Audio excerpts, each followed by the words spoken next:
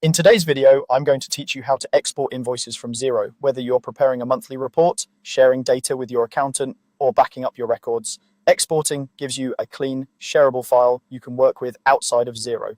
Start by opening your web browser and heading to xero.com.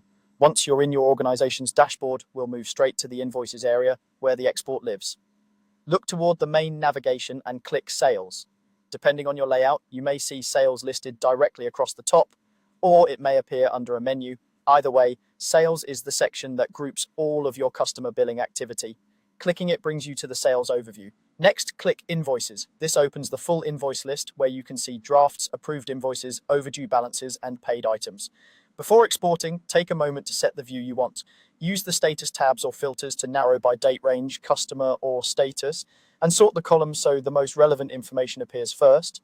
The export will mirror what you're looking at on this screen, so filtering now saves cleanup work later.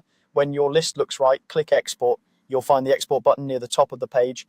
Xero will generate a download, typically as a CSV file, which is a spreadsheet-friendly format.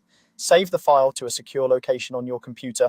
Open it in Excel, Google Sheets, or another spreadsheet app to review the contents. Invoice numbers, contact names, issue and due dates, amounts, and statuses are usually included.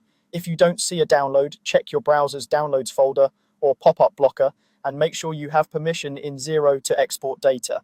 A few quick tips to keep things tidy. Filter by a specific date period like last month or last quarter so your file isn't larger than it needs to be. Rename the exported file with a clear convention, for example, Xero Invoices 2026 Q1 to make it easy to find later.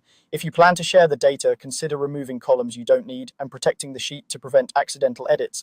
That's it. Go to Xero, click Sales, click Invoices, and click Export. With those steps, you can capture exactly the invoice data you need in just a few clicks. Thanks for watching and feel free to replay any section as you follow along.